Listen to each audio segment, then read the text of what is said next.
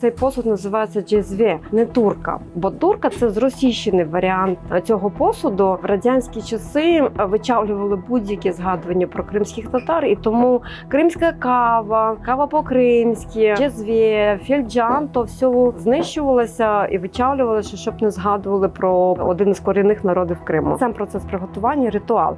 Спочатку обсмажуються зерна кави на сухій пательні, не човунні бажано.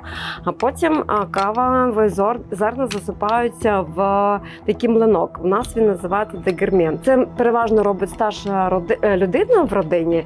І оце поки вона мелить, і вона починає питати, як день пройшов, як себе почуваєш, а що ти будеш робити. Ну і згадують, а от вчора було то-то, то-то. Ця мелена кава, дрібно помелена, я звертаю увагу, отака дрібно помелена кава заливається у джезве. Додається 1 кавова ложка кави. До речі, от настільки в нас культ кави, споживання кави, що у нас немає чайної ложки, у нас є кавова ложка. Потім заливається бажано холодною водою, причому не повною джезве, а так, щоб для утворення пінки була певний простір. Потім ретельно перемішується, тому що коли заливається вода в каву, то утворюються комочки, і їх треба розчинити на цьому етапі.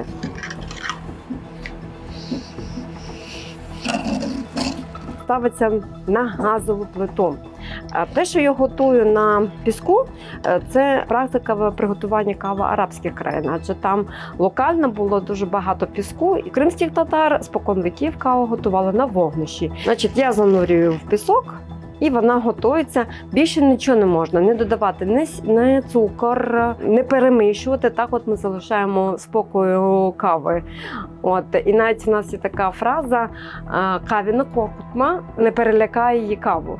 Тобто вона має бути зараз спокою. Підняття такої піночки – це означає, що кава приготовлена. І це все заливається, звичайно, що в фільджан. Прийнято, що якщо наливають оцю яка піночку утворилася, філіжанку, то це знак пошани.